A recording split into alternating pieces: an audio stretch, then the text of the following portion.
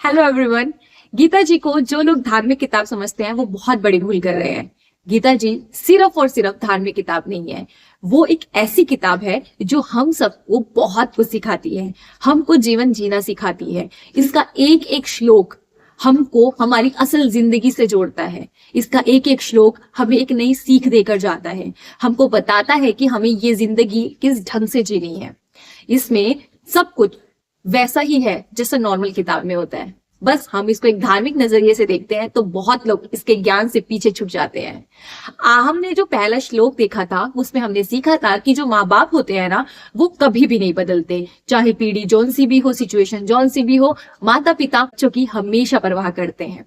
बच्चे चाहे अच्छे हो या बुरे हो, माता पिता के लिए वो हमेशा बच्चे रहते हैं, वो हमेशा उनकी परवाह करते हैं, सोचते हैं कि वो कैसे होंगे, ठीक होंगे या नहीं होंगे, उनके साथ कुछ बुरा तो नहीं हो रहा होगा, वो क्या कर रहे होंगे, कैसे कर रहे होंगे। माँ बाप को हमेशा चिंता रहती है, चाहे वो पिछले जमाने के हो या इस जमाने के हो या आने वाली पीढ़ी हो, माँ बाप कभी नहीं बदलने वाले। आज के श्लोक में हम सीखेंगे कि प्लानिंग कितनी जरूरी है और प्लानिंग के लिए सबसे ज्यादा ऑब्जर्वेशन जरूरी है, वही हम आज सीखने वाले हैं। चलिए बिना देर के शुरू करते हैं फिर आज के श्लोक। चैप्टर नंबर 1 के श्लोक नंबर 2 और 3 को शुरू करने से पहले हमें पता होना चाहिए कुछ लोगों के बारे में। दुर्योधन, जो कि महाभारत के प्रमुख विलन के रूप में जाने जाते हैं। उसके बाद आते हैं द्रोणाचार्य जी। द्रोणाचार्य जी कौरवों और पांडवों दोनों के ही गुरु थे और उन्होंने कौरवों की साइड से इस युद्ध को लड़ा था। फिर आते हैं द्रुपद, जो कि द्रौपदी के पिता है, और धृष्टद्युम्न, जो कि द्रौपदी के भाई हैं और द्रुपद के पुत्र हैं। शुरू करते हैं श्लोक। श्लोक नंबर 2 में संजय कहते हैं कि उस समय राजा दुर्योधन ने व्यूह रचना युक्त पांडवों की सेना को देखकर और द्रोणाचार्य के पास जाकर यह वचन कहा। अब होता क्या है, जब ये लोग युद्ध भूमि में पहुंचते हैं, मतलब कुरुक्षेत्र में पहुंचते हैं, तो देखते हैं कि पांडवों ने तो बहुत अच्छी व्यूह रचना कर रखी है।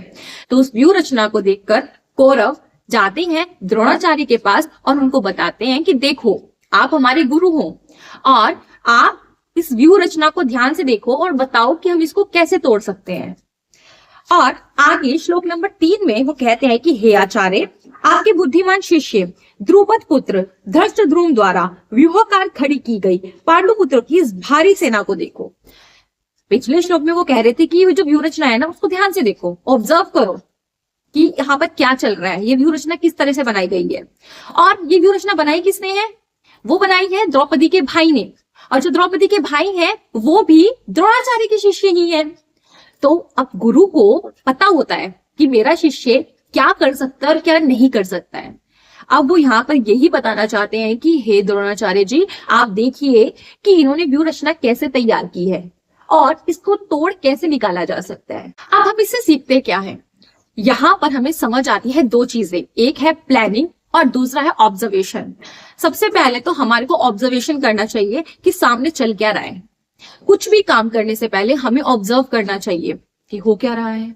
उसके बाद हमें करनी चाहिए प्लानिंग कि हम इसको कैसे कर सकते हैं कि जो हम करना चाहते हैं उसमें हम सक्सेसफुल हो जाएं। अब यहाँ पर कौरव युद्ध को जीतना चाहते हैं, तो अब वो ऑब्जर्व कर रहे हैं कि सामने वाले ने युद्ध की जो रणनीति है वो किस तरह से बनाई है, उन्होंने व्यूह रचना कैसे बनाई है, और फिर प्लानिंग करेंगे कि हम उस व्यूह रचना को कैसे तोड़ सकते हैं।